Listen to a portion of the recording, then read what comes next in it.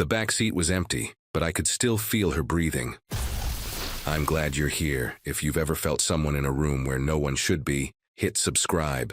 Because on Night Signal, some passengers never leave. I drove for a major rideshare platform for about 2 years. This was in Nashville, Tennessee. Between 2018 and 2020, I was 31 at the time, working a full-time job during the day at a logistics company and driving on weekends to pay down some credit card debt. Friday and Saturday nights were the best for earnings, surge pricing, lots of bar traffic, tips were decent. Most weekends I'd do 3 or 4 hours, make a couple $100, and call it a night. I'd had plenty of weird passengers before this. Drunk people, people who couldn't figure out how to give directions, people who fell asleep before we'd gone a block. But nothing had ever genuinely scared me. I was 6'2", 220 pounds, and I kept a telescoping baton under my seat for peace of mind. I felt safe doing the job. That changed on a Saturday night in March of 2019. It was about 1:30 in the morning. Bar close was approaching and the app was lighting up with requests. I was parked in a lot near Broadway, the main strip in downtown Nashville, waiting to see where the surge was strongest. I got a ping. Female name on the profile, Sandra. 4.8 rating, which was good.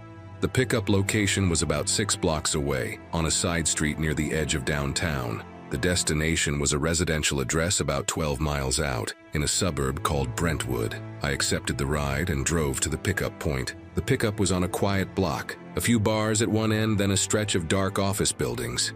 No foot traffic.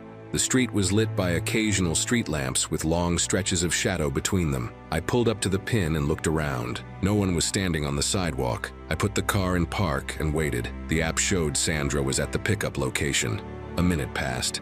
Nothing. I sent a text through the app. I'm here. Black Honda Civic. No response. I waited another minute, then tapped the contact passenger button and called. It rang twice and then someone picked up. No one spoke. Hello, this is your driver. I'm at the pickup location. I'm out front in the black Civic. Silence on the line, but the call was connected. I could hear something, a faint ambient sound, like wind or static. Hello, Sandra? Nothing. I was about to hang up when I heard breathing. Slow, shallow breathing. Someone was on the other end of the call holding the phone, not speaking. Are you okay? I asked. The breathing continued for a few seconds. Then the call disconnected.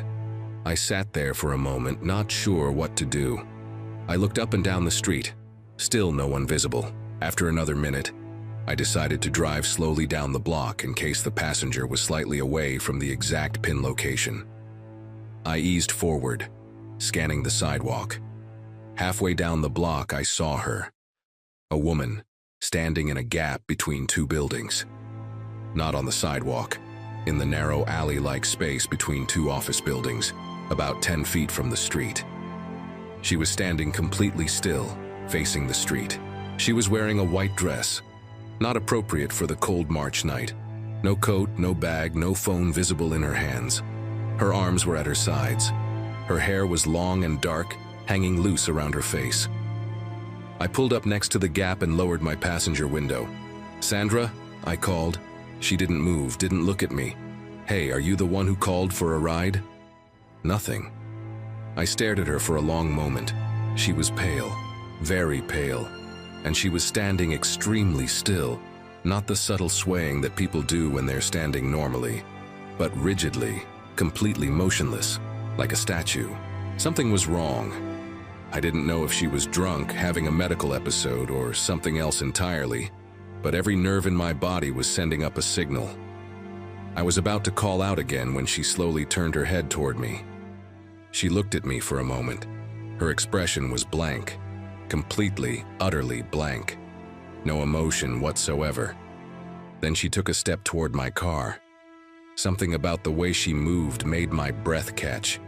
It was too smooth, too deliberate, like she was moving in slow motion, each movement precise and controlled.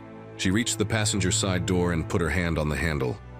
My hand instinctively moved toward the child lock button. She looked at me through the window.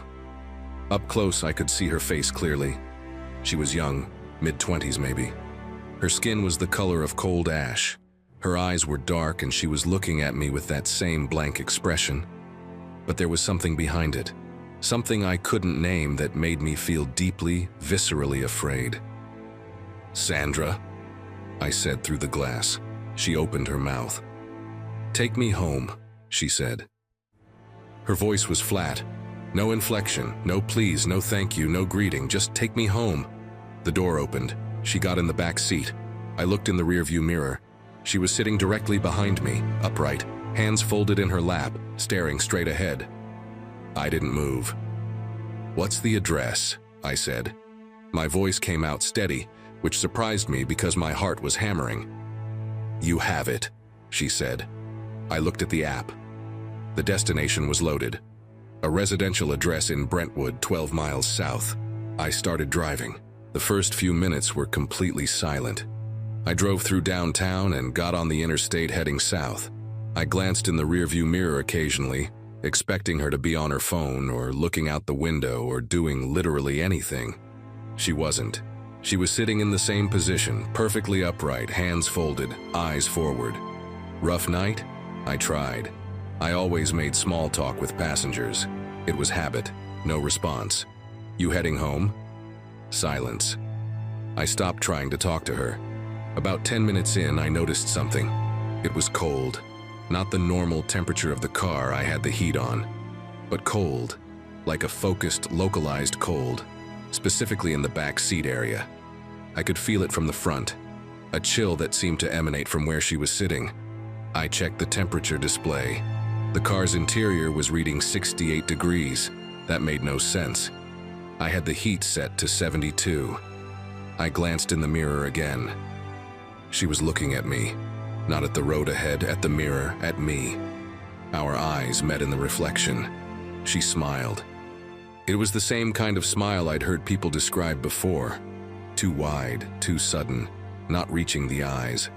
A smile that looked like someone had told her what a smile was supposed to look like, but she'd never actually practiced one. "You're scared," she said. It wasn't a question. "I'm fine," I said. "You shouldn't be scared," she said. "I'm not going to hurt you."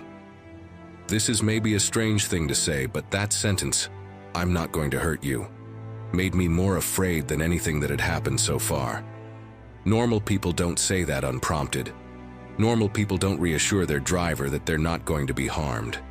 You only say that if you're aware that the other person has reason to be afraid. "Good to know," I said. We drove in silence for another few minutes. Then she said, "Do you ever wonder why some people come back?" I kept my eyes on the road. "Come back from where?" "Just come back." I didn't say anything. "I've been trying to get home for a long time," she said. Her voice was still flat, but there was something different in it now. Something that, if I had to name it, sounded like exhaustion. Like someone who had been carrying something heavy for a very long time. "How long?" I asked before I could stop myself. She was quiet for a moment, then, "I don't know anymore." We were on the exit ramp for Brentwood now. The GPS was guiding me through suburban streets. Nice neighborhood, big houses, manicured lawns, well-lit cul-de-sacs. We turned onto the destination street. I drove to the address and pulled up in front of a 2-story colonial-style house. Lights on inside, looked occupied and normal. I put the car in park. "We're here." I waited to hear the door open. Silence.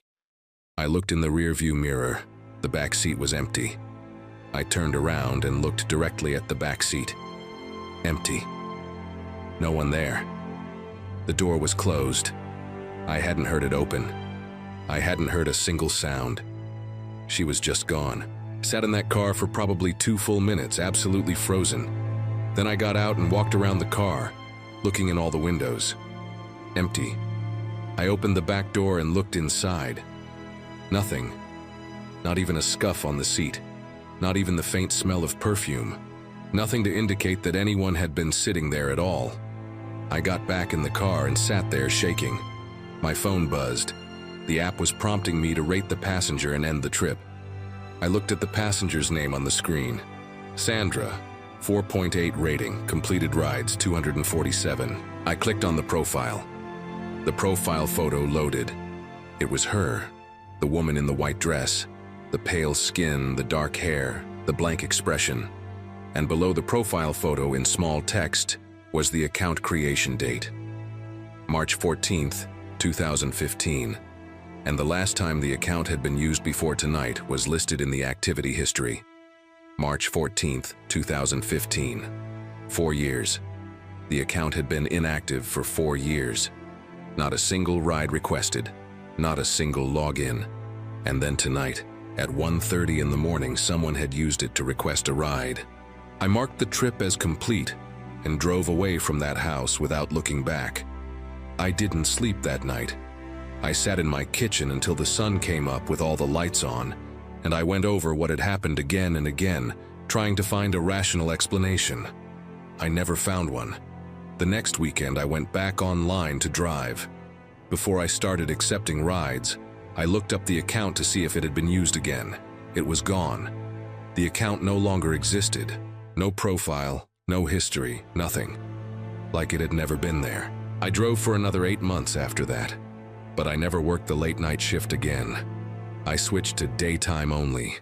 Airport runs, lunch hour trips, business commuters. Normal people with normal destinations.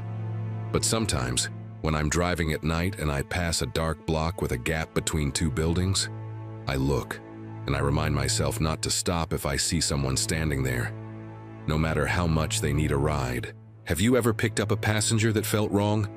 Tell me in the comments, and subscribe so you never drive alone with the next story.